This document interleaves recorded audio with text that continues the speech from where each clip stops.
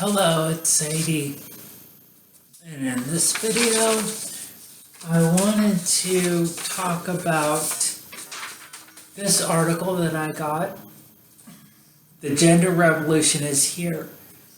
Okay, and it talks about how challenging gender constructs liberates all of us. So the whole thing is these gender constructs that were put in place in the past and that are traditional are oppressive. They're oppressive to people. They're oppressive. So even if you don't agree with non-binary, it's still, you're still living in an oppressive system.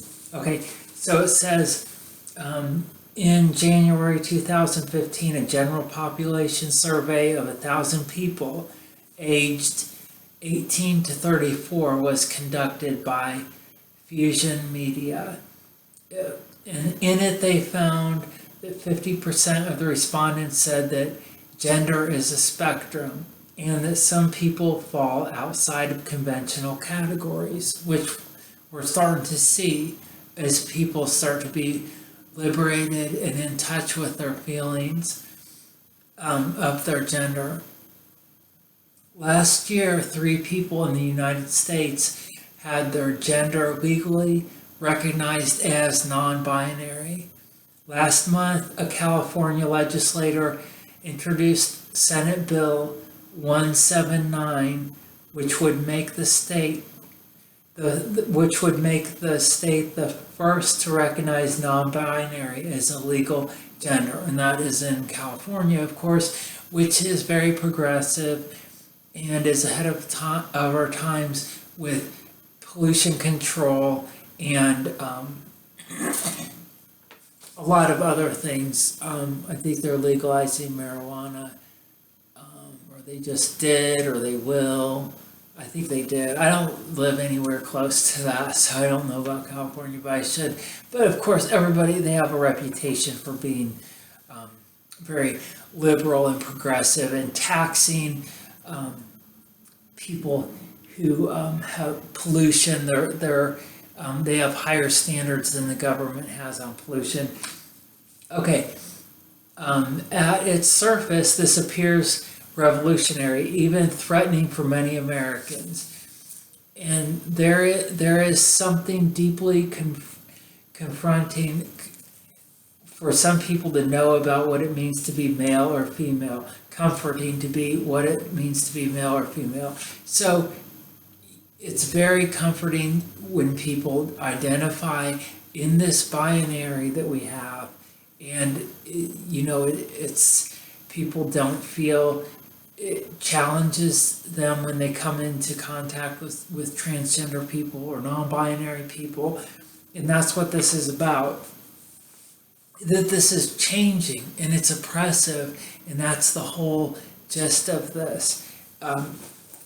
The gender revolution is here is the title of it, but for many, and perhaps most, people in the United States and around the world, a simple binary male-female gender system doesn't come close to fitting into their actual experience. And this is exactly what the whole trans community is about.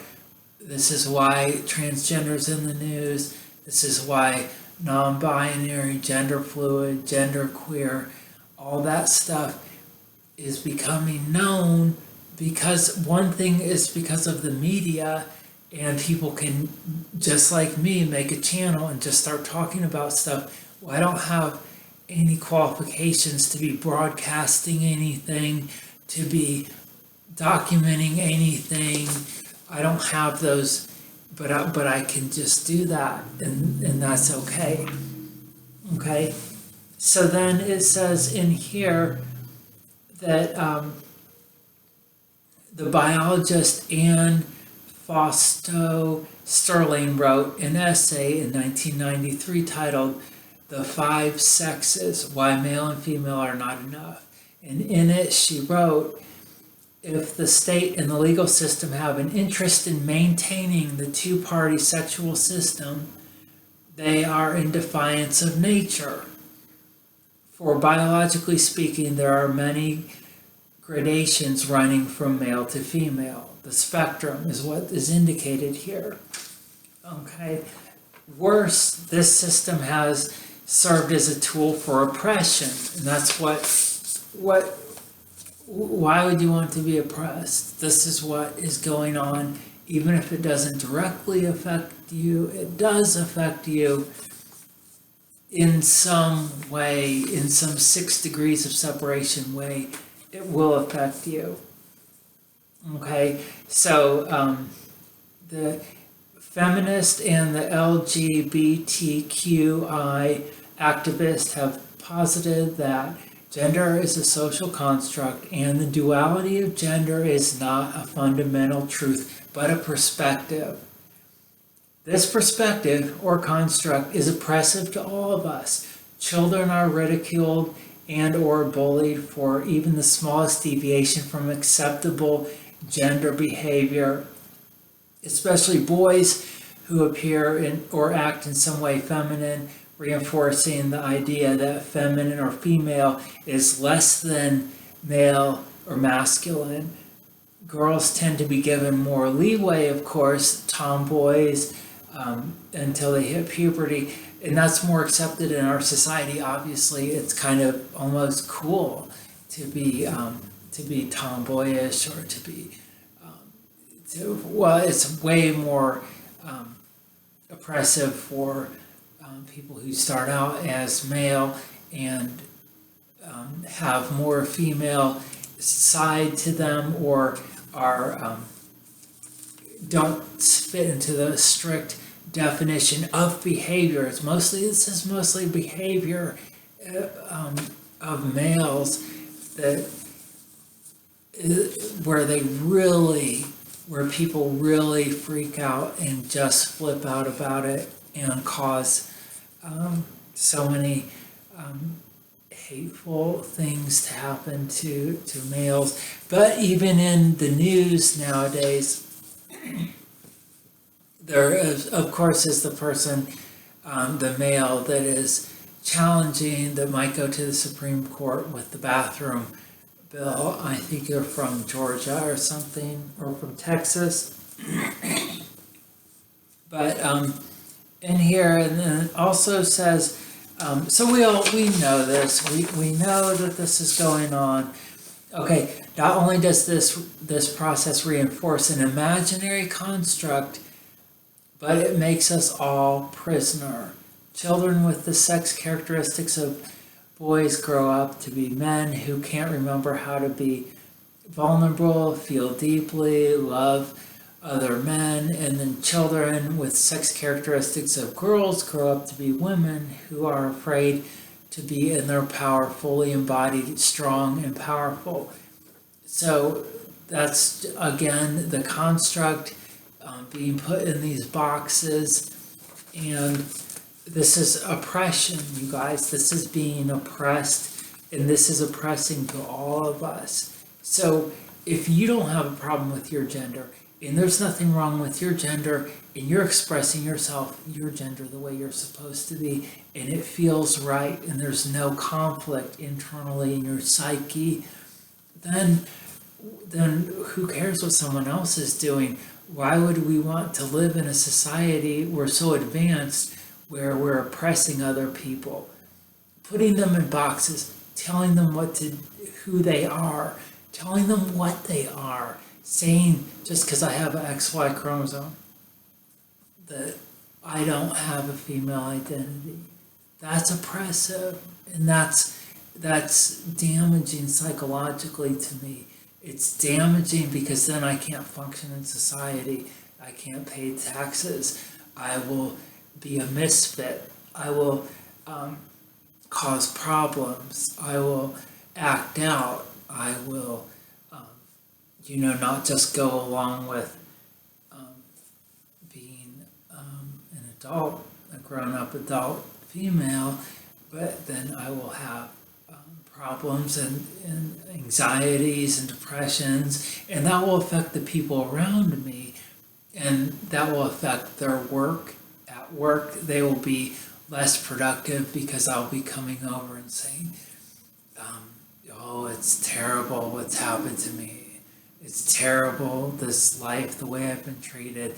And it will end up depressing more people around me. They'll be less productive and our gross national product will go down.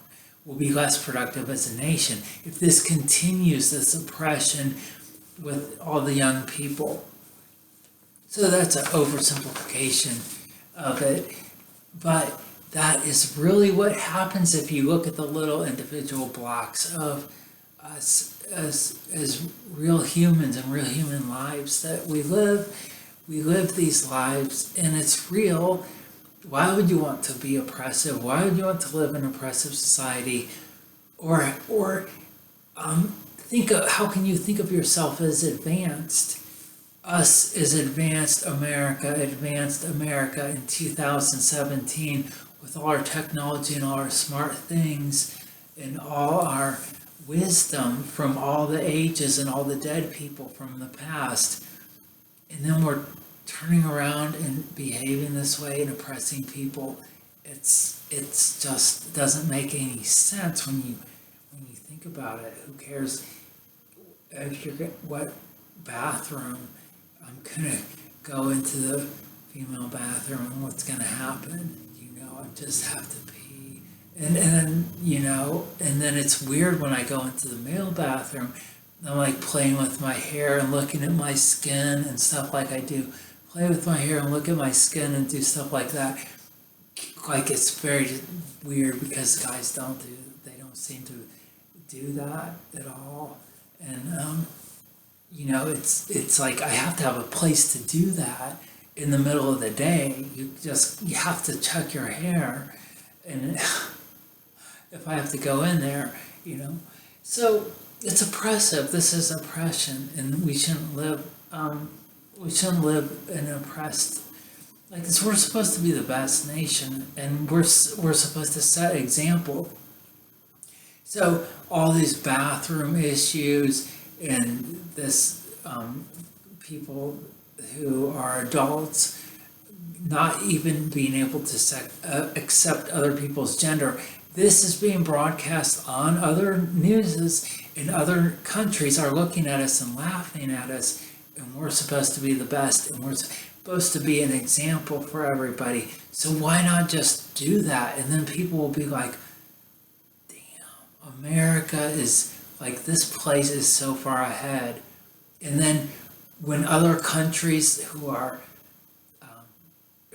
poor or have dictatorships or don't have enough food or those people don't even have enough calories to meet the limits of what the WHO would consider a diet for somebody, those people hear on their news that over in America, the bathroom problem, you can't go to the bathroom in a certain place. And it's just, is that what you want people to think of you who make the rules here in America? It's so this is just, let's just think about this and let's just think about what this really means and what we're really telling our children. This next generation is growing up and this is what they're being bombarded with. I can't go to the bathroom in this area. I have to, and this is our next generation that will be CEOs and managers and leaders of our free world. There's people growing up now that are living in this oppressive society due to the oppression with gender, and then they're going to grow up and be elected president. Wouldn't we want them to be free and be more themselves and recognize other people's rights? Isn't that more important? Okay, so this I got off Psychology Today, Samantha Smithstein.